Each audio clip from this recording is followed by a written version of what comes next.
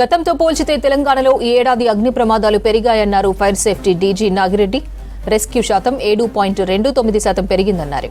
అగ్ని ప్రమాద, disaster response, emergency, civil defence department వార్షిక నివేదికను విడుదల చేశారు. అగ్నిమాపక సిబ్బందికి వచ్చే కాల్స్ 10% పెరిగాయన్నారు డీజీ. ప్రమాదాలపై రోజుకు 35 అవగాహన కార్యక్రమాలు నిర్వహిస్తున్నామని చెప్పారు. తెలంగాణ ఫైర్ డిపార్ట్మెంటు 7,383 ఫైర్ కాల్స్ని మనము అటెండ్ చేయడం జరిగింది. అందులో small calls 7,093, medium 180, serious 87 and major 24. పెద్ద ఇంక్రీజ్ ఎక్కువ ఏం లేదు, 5.9% మాత్రమే ఇంక్రీజ్ కనపడింది. తర్వాత రెస్క్యూ కాల్స్ కూడా అటెండ్ అవుతారు మన వాళ్ళు. So human rescue, animal rescue 2 కాల్స్ను కూడా అటెండ్ అవుతారు.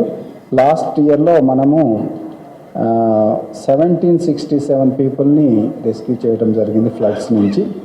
ఫైర్ యాక్సిడెంట్స్ నుంచి 495 మందిని రెస్క్యూ చేశాము.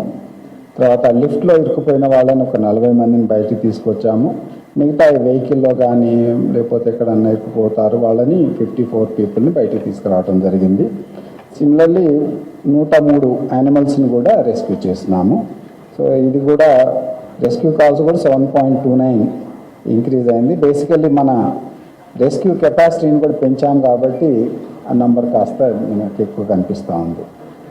సిమిలర్లీ ఎమర్జెన్సీ కాల్స్, అవి కూడా ప్రతి ఎమర్జెన్సీ కాల్ని అటెండ్ అవుతూ ఉంటారు. సో దాంట్లో డెడ్ బాడీస్ చెరువుల్లో పడ్డము, సూసైడ్ కానీ లేకపోతే యాక్సిడెంటల్ డెత్స్ కానీ అయినప్పుడు కూడా ఫైర్ డిపార్ట్మెంట్ అటెండ్ అవుతారు. హ్యూమన్ బాడీస్ 435 రిట్రీవ్ చేయడం, యానిమల్ 6. తర్వాత వెహికల్ ఓవర్టర్న్ అవుతాయి, అటువంటి వాటిల్లో కూడా అటెండ్ అయ్యారు 28 కాల్స్. ట్రాఫిక్ యాక్సిడెంట్స్లో కూడా 25. తర్వాత బిల్డింగ్ కొలాప్స్ లక్కీలీ చాలా తక్కువైనాయి, 10 మాత్రమే.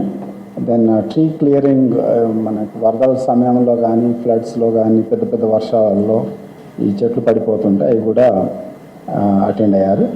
తర్వాత ఈ పంపింగ్ కాల్స్, మనకి వర్షాకాలం ప్రధానంగా ఈ ప్రాబ్లమ్స్ వస్తుంటాయి, సెల్లార్స్లో నీళ్లు చేరుకుంటుంటాయి. సో ఆ టైంలో కూడా గుర్తుపెట్టుకొని మన ఫైర్ డిపార్ట్మెంట్ వాళ్ళ దగ్గర పంప్స్ ఉంటాయి. ఓకే, దాన్ని పంప్స్ తోటి మొత్తం డివాటరింగ్ చేస్తారు.